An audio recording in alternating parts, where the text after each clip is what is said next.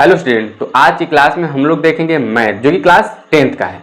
और अभी जो पिछला क्लास में दिखाए थे आपको द्विघात कैसे पहचानना है, उसी में कि यानी कि 4.1 का जो नेक्स्ट क्वेश्चन था उसको सॉल्व करने वाले थे। चलिए आज की क्लास में उसी को सॉल्व करते हैं और देखते हैं क्या कहता है क्वेश्चन और किस तरह से बनाने के लिए कहता है। तो सबसे पहले दूसरा क्वेश्चन पढ़ लेते हैं। क्या कह रहा है आपको स्क्रीन पे दिखाई देगा कि निम्न स्थितियों को द्विघात समीकरण के रूप में लिखिए। बस कुछ नहीं करना है, केवल द्विघात समीकरण के रूप में लिखना है। कुछ स्थिति परिस्थिति दे रखा है, देखिए कितना बड़ी मजेदार बात है। पहला क्वेश्चन दे रखा है कि एक आयताकार भूखंड का क्षेत्रफल 528 मीटर स्क्वायर है। क्षेत्र की लंबाई मीटर में दे रखा है, चौड़ाई के दोगुने से एक अधिक है। लंबाई जो है चौड़ाई के दोगुने से क्या है, एक अधिक है। तो हमें भूखंड की लंबाई और चौड़ाई ज्ञात करनी। मैथ वाले हैं, मान लेते हैं कुछ भी। हम लंबाई चौड़ाई सबसे पहले क्या मान लेंगे, x और y मान लेंगे। चलिए एक्सरसाइज क्या है हमारा 4.1।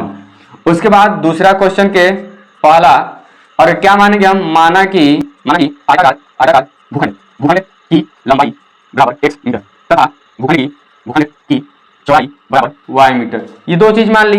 अब प्रश्न के हिसाब से चलते हैं। तो प्रश्न अनुसार अब प्रश्न अनुसार क्या कर रहा है आपका, पहला कह रहा है कि आयताकार भूखंड की जो क्षेत्रफल है वो कितना दे रखा है, 528 मीटर स्क्वायर। तो पहले उसको लिख लेते हैं। फर्स्ट टाइम क्या दे रखा है कि आयताकार भूखंड का क्षेत्रफल बराबर 528 मीटर स्क्वायर। और पता है आपको कि आयत का क्षेत्रफल बराबर क्या होता है, लंबाई गुणे चौड़ाई। तो हम लिख सकते हैं xy बराबर 528 मीटर स्क्वायर। ये समीकरण फर्स्ट हो गया। फिर पुनः क्या कह रहा है आपका, कह रहा है कि जो लंबाई है आप इसे फर्स्ट केस मान सकते हैं, यानी पहली स्थिति मान सकते हैं। पहली स्थिति में फिर ये दूसरी स्थिति हो गया, यानी कि कुछ स्थितियों को दे रखा है, यही तो कर रहा है क्वेश्चन। तो दूसरी स्थिति में हम क्या मान लेंगे, मानने के लिए तो मान लिए पहले। तो उसके बाद लिखा रहा है कि लंबाई जो है वो चौड़ाई के दोगुने से एक अधिक है। चौड़ाई के दो गुना और एक क्या है, अधिक है। ये समीकरण रेडी हो गया। अब हम इसको मान लेंगे समीकरण सेकंड। तो हम क्या रखेंगे, x का मान इसमें रख सकते हैं। तो आइए रखते हैं, लिखेंगे x का मान समीकरण फर्स्ट में रखने पर, समीकरण फर्स्ट क्या है, xy बराबर 528 मीटर स्क्वायर। चलिए थोड़ा सा यहाँ पे कर लेते हैं। x के जगह पे ये रखेंगे 2y प्लस 1, तो 2y प्लस 1 और ये जस्ट का प्लस y का y बराबर 528 मीटर स्क्वायर। अब ये क्या कर सकते हैं, इसमें जब गुणा करेंगे तो ये 2y स्क्वायर हो जाएगा, अब प्लस ये 1 और y में गुणा करेंगे तो y के y बराबर 528 metre square.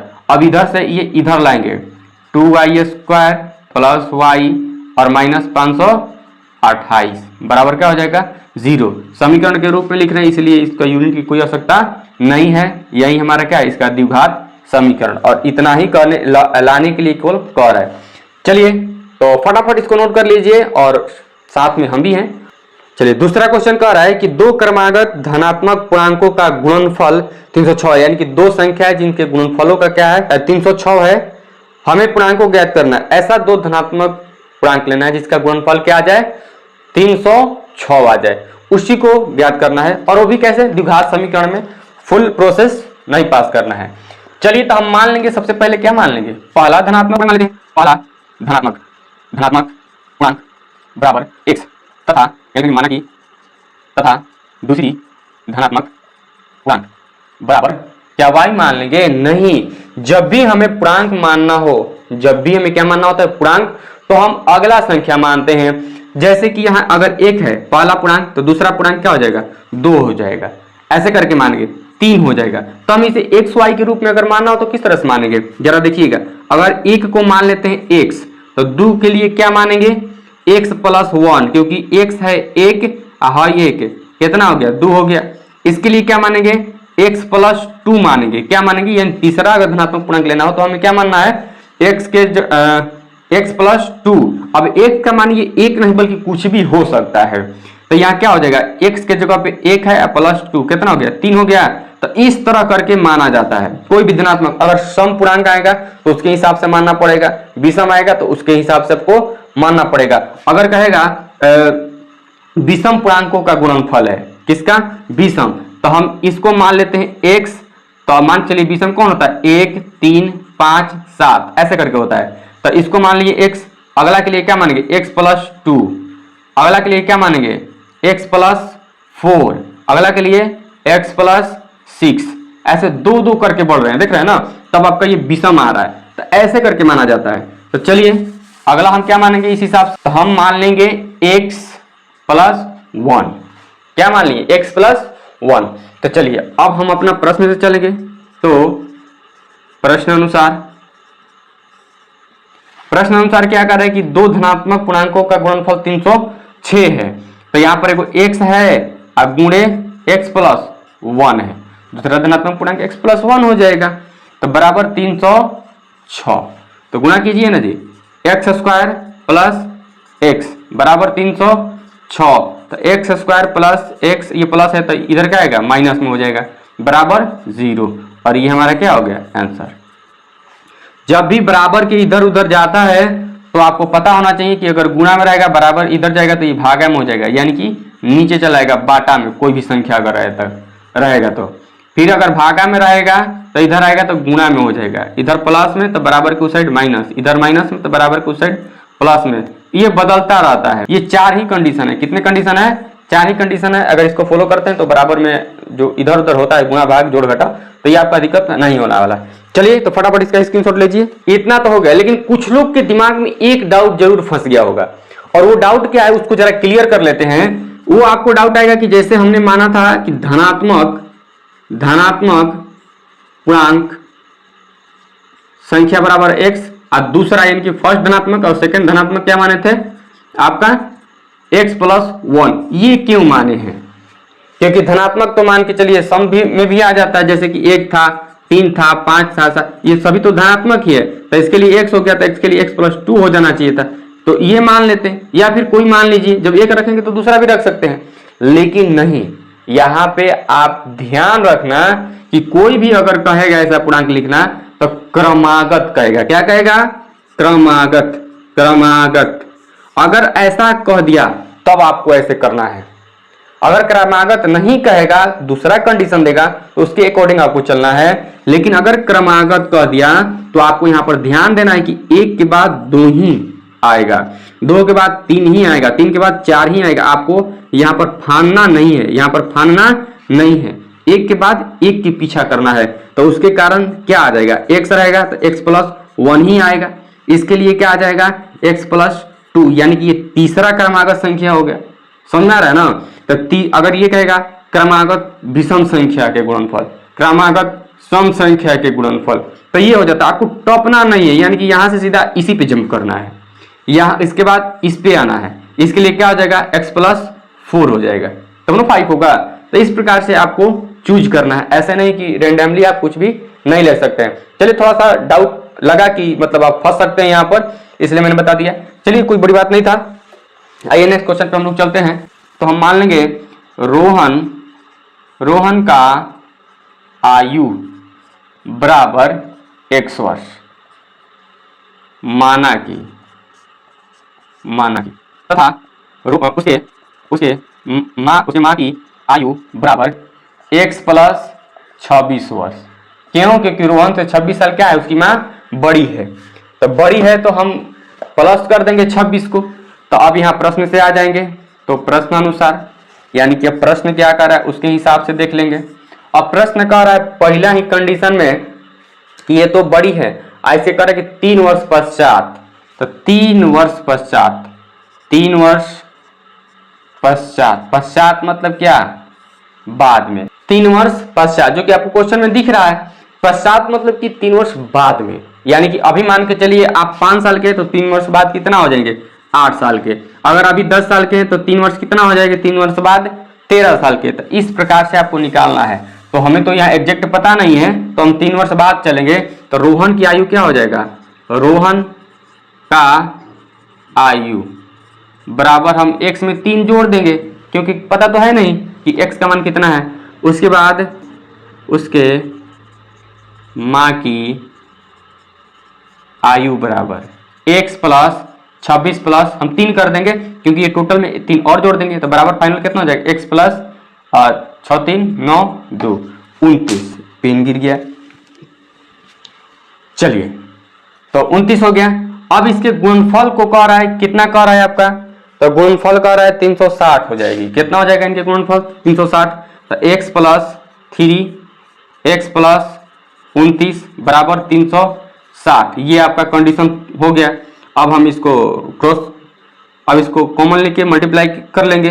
x into x plus 29 यहाँ ले लेंगे 3 प्लस 3, ये वाला प्लस 3 x प्लस 29 बराबर 360। यहाँ पर कर लेंगे एक्स स्क्वायर हो जाएगा प्लस 29x।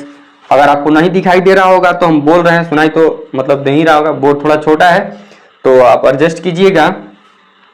और प्लस 3x प्लस 27 3 दूनी 6 और 6 2 8 बराबर 360।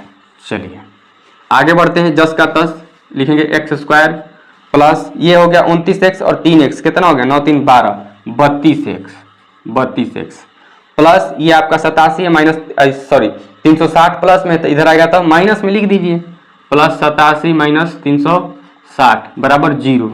तो x square plus 32x minus 360 में से कहाँ चल गया 87 घट जाएगा आपका तो माइनस में बचेगा। तो 10 में से 7 गया 3 और 15 में से 8 गया 7 और है आपका 273 बराबर 0 और ये आपका क्या हो जाएगा आंसर। आप चाहे तो इसका गुणनखंड निकाल के आप आंसर निकाल भी सकते हैं, लेकिन केवल समीकरण में चेंज करने के लिए कह रहा है तो ज्यादा लफड़ा लेने की जरूरत नहीं है। बाकी ऐसा क्वेश्चन आगे हम देखने ही वाले हैं, जितना कह रहा है उतना फॉलो करेंगे। चलिए तो फटाफट इसको स्क्रीनशॉट ले लीजिए ताकि आगे बढ़ सके क्वेश्चन पे। चलिए 4.1 का ये लास्ट क्वेश्चन है और थोड़ा दूरी चाल समय पे है। एक रेलगाड़ी 480 किलोमीटर की दूरी एक समान चाल से तय करती है, यानी कि 480 किलोमीटर की दूरी जो है एक समान चाल से अपना चल रही है।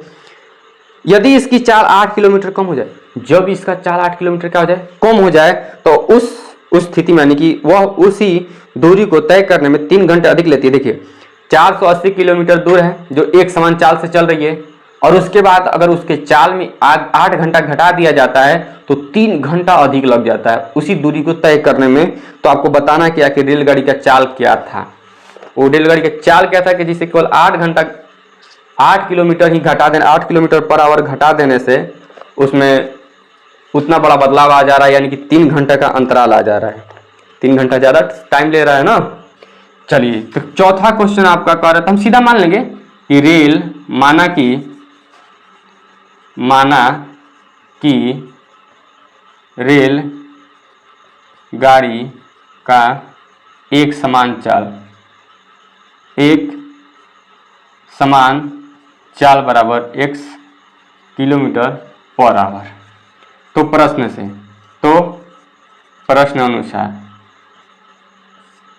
अनुसार जब चलेंगे तो प्रश्न अनुसार हमारा क्या कर रहा है कि सबसे पहली स्थिति में आएंगे, पहली स्थिति में समय बराबर समय t मान लेते हैं। समय t बराबर क्या हो जाएगा दूरी बटा में चाल,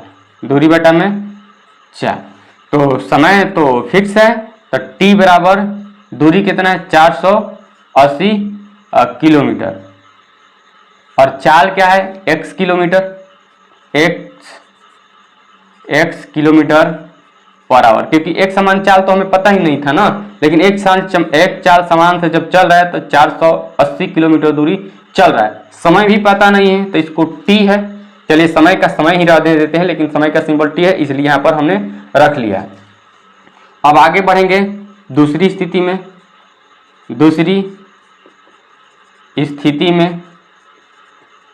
सुविधा के लिए हम इसको क्या मान लेंगे समीकरण फर्स्ट, ताकि आगे इसका उपयोग करने में कोई दिक्कत परेशानी नहीं हो।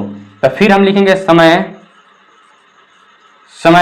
t1 बराबर, देखिए ना, लेकिन दूसरी स्थिति में क्या हो रहा है समय में 3 घंटा ऐड हो जा रहा है यानी कि जुड़ जा रहा है। तो t में कितना जुड़ गया 3 आवर जुट गया। उसी दूरी को तय करने में यानी दूरी बटा में समय, इसी दूरी को तय करने में कितना उसके चाल में घट जा रहा है कमी, केवल x - 8 किलोमीटर पर आवर।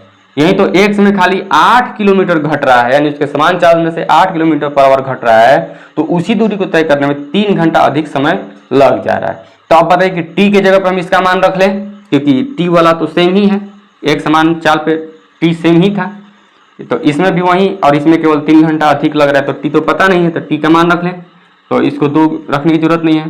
तो t का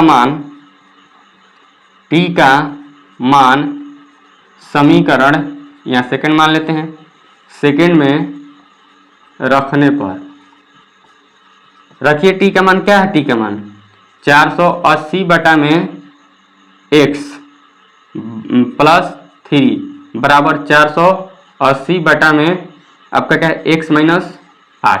चलिए x का मान अगर निकलेगा तब ना x किलोमीटर पर आवर होगा, और तो कल हमें समीकरण निकालना, इसलिए यूनिट को साइड रखिए, या फिर यहाँ से ये तो हो जाएगा आवर चाहे किलोमीटर घट जाएगा। चलिए तो यहाँ हम अब बताइए ना कि भाई इधर है तो क्या हम उधर लेके चले जाए माइनस में, इसको छोड़ देते हैं, x वाला को x की तरफ कर लेते हैं। तो आइए 3 को 3 रहने दीजिए, और 480 बटा में x माइनस 8 और माइनस प्लस में तो इधर गया तो माइनस में 480 बटा में x कर लेते हैं।